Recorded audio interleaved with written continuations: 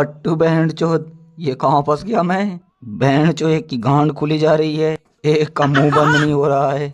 एक बहन का लौड़ा सो तो ऐसे रहा है जैसे पता नहीं कौन सा कलेक्टर बन गया।